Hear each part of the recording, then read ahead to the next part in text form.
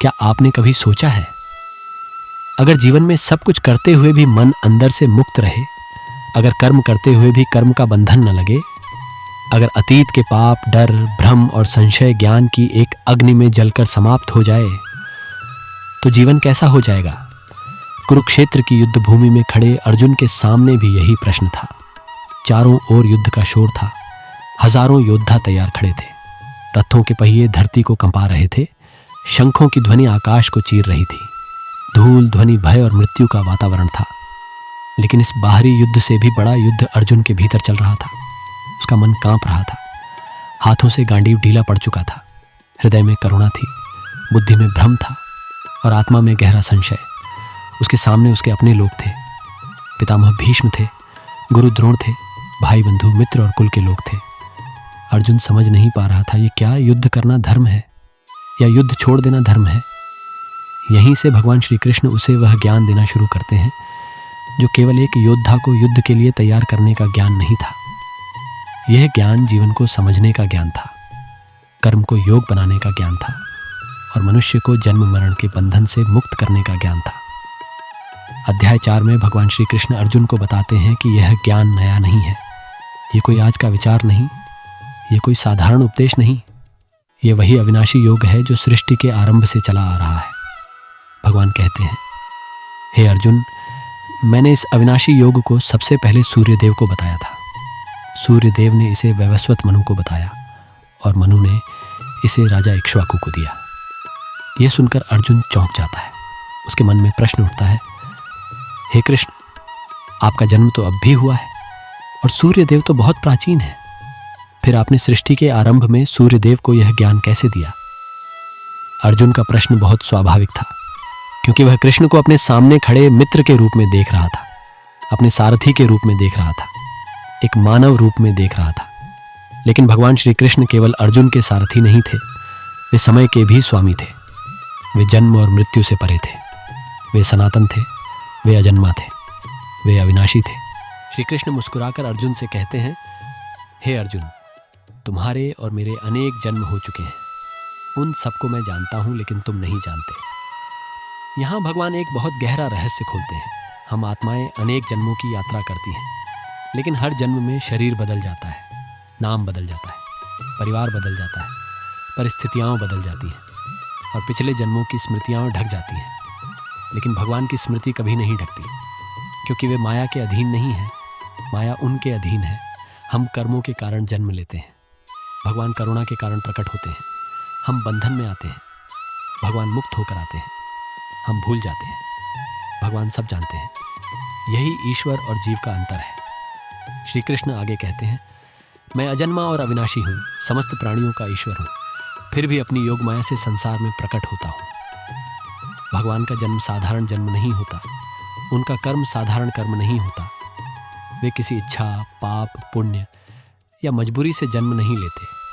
वे धर्म की रक्षा के लिए आते हैं, भक्तों को संभालने के लिए आते हैं, अधर्म को समाप्त करने के लिए आते हैं। और फिर भगवान वह अमर वचन कहते हैं जिसे हर युग में याद किया जाता है, जब जब धर्म की हानि होती है और अधर्म की वृद्धि होती है, तब तब मैं प्रकट होता हूँ।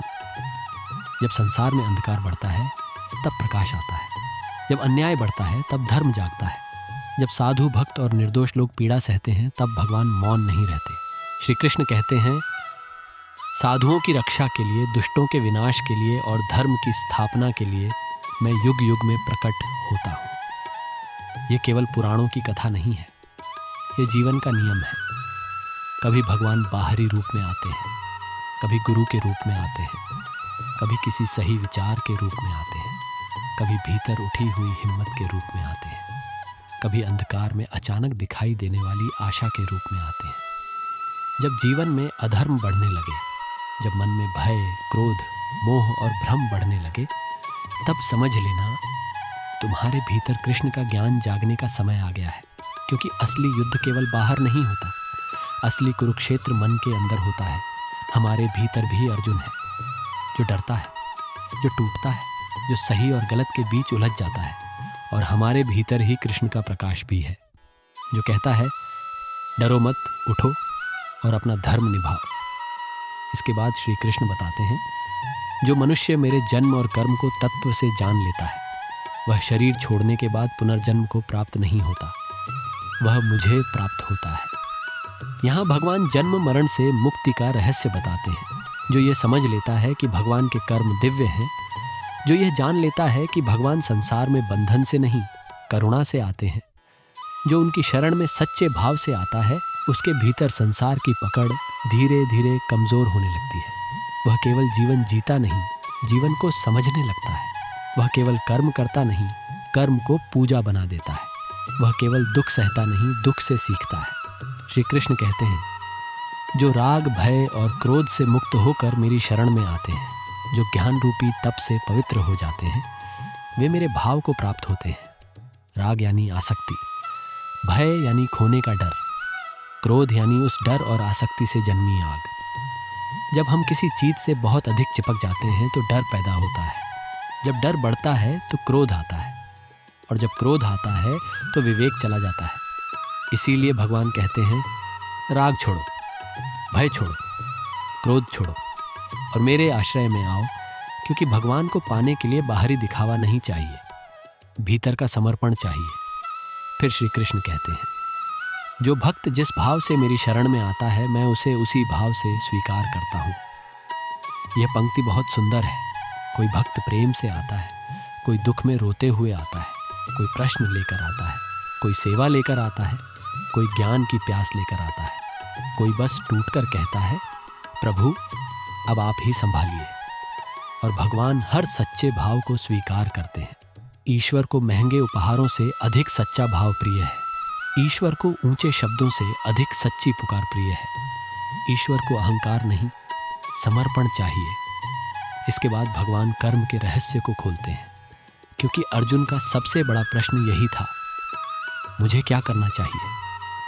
भगवान बताते हैं कि इस संसार में बहुत लोग कर्मों के फल के लिए देवताओं की उपासना करते हैं।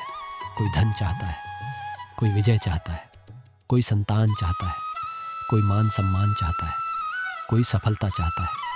और भगवान कहते हैं, इस संसार में कर्मों का फल जल्दी मिल सकता है, लेकिन वह फल स्थायी नहीं होता।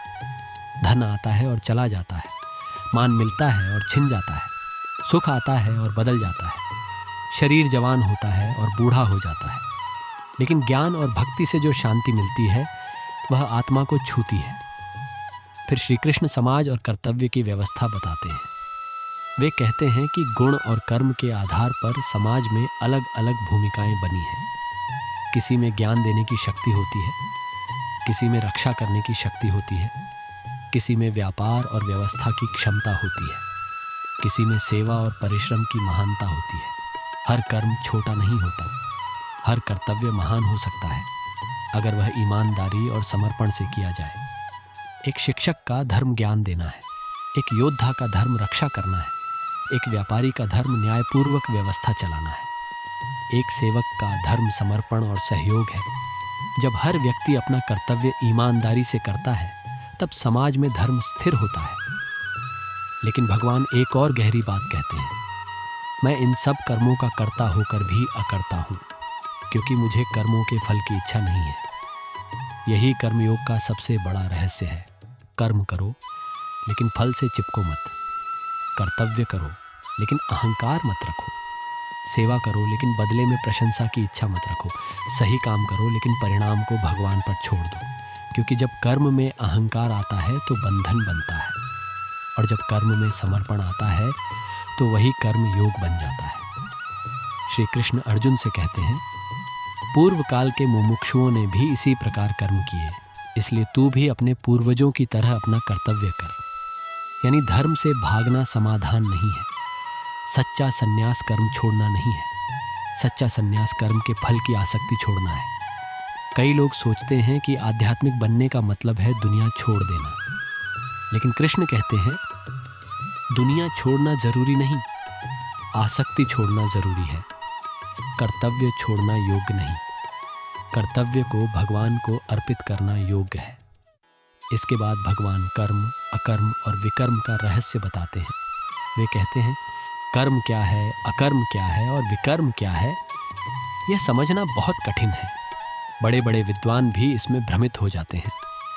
कर्म यानी धर्म के अनुसार किया गया कर्तव्य, विकर्म यानी गलत कर्म जो अधर्म की ओर ले जाए, और अकर्म यानी ऐसा कर्म जिसमें बंधन न लगे। यहाँ एक बहुत बड़ा रहस्य है। कभी कोई व्यक्ति बाहर से बहुत काम करता दिखता है, लेकिन भीतर से वह शांत, समर्पित और अहंकार रहित होता है। ऐसा कर्म उसे बांधता नहीं। और कभी कोई व्यक्ति बाहर से शांत बैठा दिखता है, लेकिन भीतर उसका मन इच्छाओं, ईर्ष्या, क्रोध और अहंकार में दौड़ रहा होता है। ऐसी निष्क्रियता भी बंधन बन जाती है। इसलिए भगवान कहते हैं, जो कर्म में अकर्म देखता है और अकर्म में कर्म देखता है, वही बुद्धिमान है, वही सच्चा योगी है। सच्चा योगी वह नहीं जो केवल जंगल में बैठा हो। सच्चा योगी वह है जो संसार में रहते हुए भी भीतर से भगवान से जुड़ा रहे, जो कर्म करे लेकिन कर्म का अहंकार न करे, जो सेवा करे लेकिन फल की मांग न करे, जो संघर्ष करे लेकिन भीतर से टूटे नहीं, जो सफलता में पागल न हो और असफलता में बिखरे नहीं। यही कर्म में अकर्म देखना है। श्री कृष्ण कहते हैं, जिसके सभी कर्म कामना और संकल्प से रहित हैं और जिसके कर्म ज्ञान की अग्नि में जल चुके हैं, उसे ज्ञानी पंडित कहते हैं। ज्ञान की अग्नि क्या है? ये वह समझ है कि मैं केवल शरीर नहीं हूँ, मैं आत्मा हूँ। ये संसार अस्थाई है। मेरा हर कर्म भगवान को समर्पित हो सकता है। मेरा काम भी पूजा बन सकता है। मेरा संघर्ष भी साधना बन सकता है। मेरा कर्तव्य भी यज्ञ बन सकता है। जब कोई व्यक्ति अपने कर्म को भगवान को अर्पित कर देता है, तब वही कर्म यज्ञ बन जाता है। माँ का प्रेम यज्ञ है, ईमानदार काम यज्ञ है, किसी की सहायता करना यज्ञ है, अपने परिवार का पालन करना यज्ञ है, सत्य के लिए खड़े होना यज्ञ है, धर्म के लिए संघर्ष करना यज्ञ है। जब कर्म स्वार्थ के लिए नहीं, समर्पण के लिए होता है, तब वह बंधन नहीं बनता। श्री कृष्ण आगे बताते हैं कि यज्ञ कई प्रकार के होते हैं। कुछ लोग द्रव्य यज्ञ करते हैं, दान, अर्पण और सेवा। कुछ लोग तप यज्ञ करते हैं, अनुशासन, संयम और त्याग। कुछ लोग योग यज्ञ करते हैं, ध्यान, साधना और मन को स्थिर करना। कुछ लोग स्वाध्याय और ज्ञान यज्ञ करते हैं, शास्त्रों का अध्ययन और सत्य की खोज। कुछ योगी अपनी इंद्रियों को संयम की अग्नि में अर्पित करते हैं। वे देखते हैं लेकिन आसक्त नहीं होते, वे सुनते हैं लेकिन विचलित नहीं होते, वे बोलते हैं लेकिन अहंकार से नहीं बोलते। वे संसार में रहते हैं लेकिन संसार को अपने मन पर शासन नहीं करने देते। कुछ योगी प्राणायाम करते हैं, वे श्वास को साधते हैं, प्राण और अपान को संतुलित करते हैं और अपने भीतर की अशांति को शांत करते हैं। भगवान कहते हैं कि ये सभी यज्ञ पापों को नष्ट करने वाले हैं, यदि इन्हें सही ज्ञान और समर्पण से किया जाए। फिर भगवान कहते हैं, यज्ञ से बचे हुए अमृत का अनुभव करने वाले सनातन परमात्मा को प्राप्त होते हैं। ये अमृत क्या है? ये बाहरी अमृत नहीं, ये भीतर की शांति है। जब मनुष्य स्वार्थ छोड़कर कर्म करता है, तो उसे भीतर एक अलग ही संतोष मिलता है। जब वह अपना कर्तव्य पूरा करता है, तो आत्मा हल्की हो जाती है। जब वह किसी की मदद करता है, तो हृदय पवित्र हो जाता है। जब वह भगवान को याद करके कर्म करता है, तो जीवन पूजा बन जाता है। लेकिन जो व्यक्ति केवल अपने लिए जीता है, केवल इच्छा और भोग के पीछे भागता है, उसके लिए न यह लोक सुखदायक होता है और न परलोक। इसके बाद भगवान कहते हैं, द्रव्य यज्ञ से ज्ञान यज्ञ श्रेष्ठ है। यानी केवल बाहरी वस्तुओं का अर्पण श्रेष्ठ नहीं है, सबसे श्रेष्ठ है ज्ञान का यज्ञ। क्योंकि ज्ञान के बिना कर्म अधूरा है, ज्ञान के बिना भक्ति कमजोर है, ज्ञान के बिना त्याग भी अहंकार बन सकता है। ज्ञान वह दीपक है जो अंधकार को मिटाता है। ज्ञान वह नाव है जो पापों के समुद्र से पार लगाती है। ज्ञान वह अग्नि है जो कर्मों के बंधन को भस्म कर देती है। ज्ञान वह तलवार है जो हृदय के संशय को काट देती है। और अब प्रश्न उठता है, यह ज्ञान मिलेगा कहाँ से? श्री कृष्ण कहते हैं, तत्वदर्शी ज्ञानी महापुरुषों के पास जाओ, उन्हें प्रणाम करो, उनकी सेवा करो, विनम्रता से प्रश्न करो, वे तुम्हें सत्य का ज्ञान देंगे। यहाँ भगवान गुरु का महत्व बताते हैं। सच्चा गुरु वह नहीं जो केवल शब्द जानता हो, सच्चा गुरु वह है जिसने सत्य को अनुभव किया हो, जो शिष्य को अपने अहंकार से नहीं भगवान से जोड़ता है, जो डर नहीं फैलाता, अज्ञान हटाता है, जो अंधी मान्यता नहीं सच्ची समझ देता है। ज्ञान पाने के लिए 3 चीज़ें जरूरी हैं, विनम्रता, सेवा और सच्चा प्रश्न। जो अहंकार लेकर जाता है वह ज्ञान नहीं पा सकता। जो केवल बहस करने जाता है वह सत्य से दूर रह जाता है। लेकिन जो सरल हृदय से पूछता है, मुझे जानना है, मुझे समझना है, मुझे बदलना है, उसे ज्ञान अवश्य मिलता है। श्री कृष्ण अर्जुन से कहते हैं, जब तू इस ज्ञान को प्राप्त कर लेगा तब तू फिर कभी मोह में नहीं पड़ेगा। तब तू सभी प्राणियों को पहले अपने भीतर और फिर मुझ में देखेगा। ये ज्ञान की उच्च अवस्था है। जब मनुष्य हर जीव में वही परमात्मा देखता है, जब उसे समझ आता है कि सब में वही चेतना है, सब उसी से आए हैं, सब उसी में स्थित हैं और अंत में सब उसी में मिल जाते हैं, तब घृणा मिटती है, अहंकार कम होता है, द्वेष कमज़ोर पड़ता है और मन में करुणा आती है। फिर भगवान ज्ञान की महानता बताते हैं। यदि तू सबसे बड़ा पापी भी हो तब भी ज्ञान रूपी नाव से पापों के समुद्र को पार कर जाएगा। यह बात मनुष्य को निराशा से बचाती है। भगवान ये नहीं कहते कि यदि तुमसे गलती हुई तो तुम समाप्त हो गए। वे कहते हैं, अगर तुम सच्चे मन से बदलना चाहो, अगर ज्ञान को स्वीकार करो, अगर धर्म के मार्ग पर लौट आओ, तो तुम पापों के सागर से भी पार जा सकते हो। ज्ञान मनुष्य को नया जन्म देता है। वह अतीत का कैदी नहीं रहने देता। वह आत्मा को उठाता है। वह कहता है, तुम गिर सकते हो लेकिन उठ भी सकते हो। फिर भगवान कहते हैं, जैसे प्रज्वलित अग्नि ईंधन को भस्म कर देती है, वैसे ही ज्ञान की अग्नि सभी कर्मों को भस्म कर देती है। कल्पना करो, एक विशाल अग्नि जल रही है। उसमें पुराने भय, पाप, दुख, भ्रम, आसक्ति और संशय जल रहे हैं और उस अग्नि से एक नया प्रकाश जन्म ले रहा है। यही ज्ञान है। ज्ञान हमें तोड़ता नहीं, जगाता है। ज्ञान हमें डराता नहीं, मुक्त करता है। ज्ञान हमें भागने को नहीं कहता, सही कर्म करने की शक्ति देता है। भगवान आगे कहते हैं, इस संसार में ज्ञान के समान पवित्र करने वाला कोई साधन नहीं है। धन मनुष्य को सुविधा दे सकता है, पद मनुष्य को सम्मान दे सकता है, शक्ति मनुष्य को प्रभाव दे सकती है, लेकिन मन को सचमुच पवित्र केवल ज्ञान करता है। और यह ज्ञान किसे मिलता है? श्री कृष्ण कहते हैं, जो श्रद्धावान है, जो इंद्रियों को संयमित रखता है, जो साधना में लगा रहता है, वही ज्ञान प्राप्त करता है और ज्ञान पाकर वह परम शांति को प्राप्त होता है। श्रद्धा के बिना ज्ञान नहीं आता, संयम के बिना शांति नहीं आती और साधना के बिना परिवर्तन नहीं आता। लेकिन इसके विपरीत भगवान संशय के खतरे को भी बताते हैं। वे कहते हैं, विवेकहीन, श्रद्धा रहित और संशय से भरे मनुष्य का पतन हो जाता है। ऐसे संशयात्मा के लिए न यह लोक है, न परलोक और न सुख। यहाँ भगवान प्रश्न करने से मना नहीं करते। अर्जुन ने भी प्रश्न किया था, लेकिन अर्जुन का प्रश्न अहंकार से नहीं था। वह सत्य जानना चाहता था। प्रश्न करना अच्छा है, लेकिन प्रश्न के नाम पर हर सत्य को ठुकरा देना, हर बात में भ्रम पालना, हर मार्ग पर संदेह करके रुक जाना, यह मनुष्य को आगे नहीं बढ़ने देता। संशय मन को कमजोर करता है, श्रद्धा मन को दिशा देती है, ज्ञान मन को प्रकाश देता है और कर्म मनुष्य को पूर्ण करता है।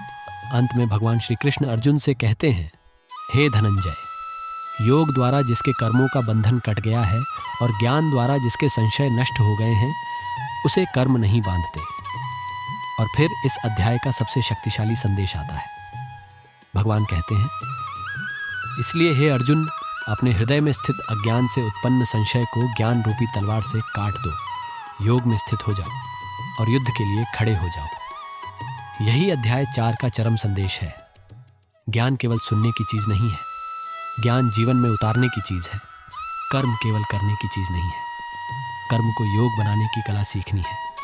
संन्यास का अर्थ संसार छोड़ना नहीं है, संन्यास का अर्थ है अहंकार छोड़ना, फल की आसक्ति छोड़ना, डर छोड़ना, संशय छोड़ना। और जब मनुष्य यह समझ जाता है तब उसका हर कर्म साधना बन जाता है। जीवन में जब भी कुरुक्षेत्र आए, जब भी मुश्किल निर्णय लेना पड़े, जब भी अपने ही लोग सामने खड़े हों, जब भी मन डर से भर जाए, जब भी लगे कि अब आगे क्या करना है समझ नहीं आ रहा, तब श्री कृष्ण का यह संदेश याद करना। भागना समाधान नहीं है, टूटना अंत नहीं है, संशय सत्य नहीं है। ज्ञान की तलवार उठाओ, अपने भीतर के अज्ञान को काटो, अपने कर्म को भगवान को अर्पित करो और अपने धर्म के लिए खड़े हो जाओ। क्योंकि जो मनुष्य कर्म करते हुए भी भीतर से मुक्त रहता है, वही सच्चा योगी है। जो सफलता और असफलता में सम रहता है वही स्थिर है। जो सेवा करता है लेकिन अहंकार नहीं रखता वही ज्ञानी है। जो धर्म के लिए खड़ा होता है वही वीर है, और जो अपने जीवन को भगवान को समर्पित कर देता है वही सच में मुक्त है। यही है श्रीमद् भगवद गीता अध्याय 4, ज्ञान कर्म संन्यास योग का दिव्य संदेश। जय श्री कृष्ण। अब आने वाले अध्याय 5 में अर्जुन के मन में एक और गहरा प्रश्न उठेगा।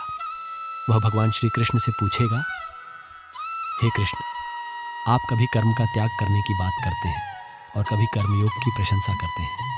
इन दोनों में मेरे लिए श्रेष्ठ मार्ग कौन सा है? और तब भगवान श्री कृष्ण समझाएंगे, सच्चा संन्यास क्या है? क्या संसार छोड़ देना ही संन्यास है, या संसार में रहकर कर्म करते हुए भी भीतर से मुक्त रहना ही सच्चा संन्यास है? अध्याय 5 में हमें मिलेगा कर्मयोग और संन्यास का सबसे सुंदर रहस्य, मन की शांति का मार्ग। और यह ज्ञान कि सच्चा योगी वही है जो कर्म करता है लेकिन भीतर से भगवान में स्थित रहता है। अध्याय 5 कर्म संन्यास योग जल्द लेकर आएंगे। जय श्री कृष्ण।